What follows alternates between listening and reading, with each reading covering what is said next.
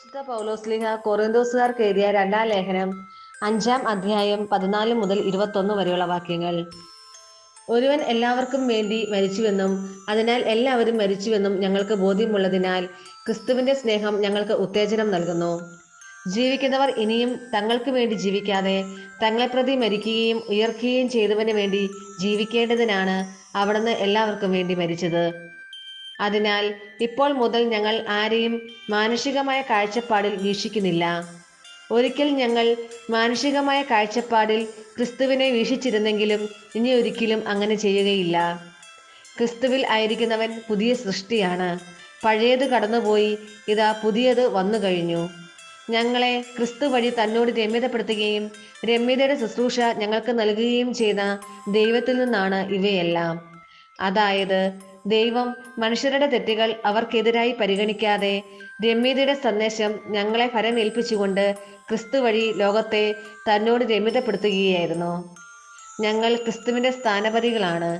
ഞങ്ങൾ വഴി ദൈവം നിങ്ങളോട് അഭ്യർത്ഥിക്കുന്നു, നിങ്ങൾ ദൈവത്തോട് രമ്യതപ്പെടുവിൻ. ഇതാണ് ക്രിസ്തുവിന്റെ നാമത്തിൽ ഞങ്ങൾ നിങ്ങളോട് അപേക്ഷിക്കുന്നത്. എന്തെന്നാൽ അവനിൽ നാം എല്ലാവരും ദൈവത്തിന്റെ നീതിയാകേണ്ടതിന് പാപം അറിയാത്തവനെ ദൈവം നമുക്ക് വേണ്ടി പാപമാക്കി. നമ്മുടെ കർത്താവായ മിശിഹായ്ക്ക് സ്തുതി. വിശുദ്ധ മത്തായി അറിയിച്ച സുവിശേഷം 5-ാം അധ്യായം 13 മുതൽ 19 വരെയുള്ള വാക്യങ്ങൾ. നിങ്ങൾ ഭൂമിയുടെ ഉപ്പാണ്.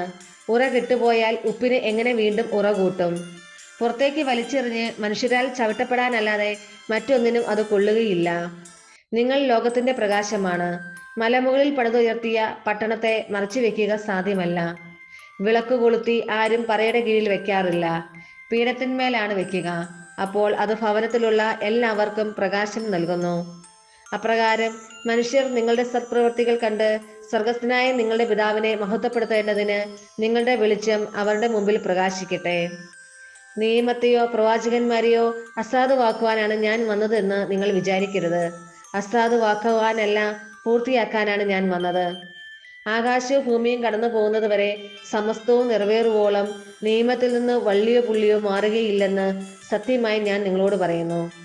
ഈ പ്രമാണങ്ങളിൽ ഏറ്റവും നിസ്സാരമായ ഒന്ന് ലംഘിക്കുകയോ ലംഘിക്കാൻ മറ്റുള്ളവരെ പഠിപ്പിക്കുകയോ ചെയ്യുന്നവൻ സ്വർഗരാജ്യത്തിൽ ചെറിയവനെന്ന് വിളിക്കപ്പെടും.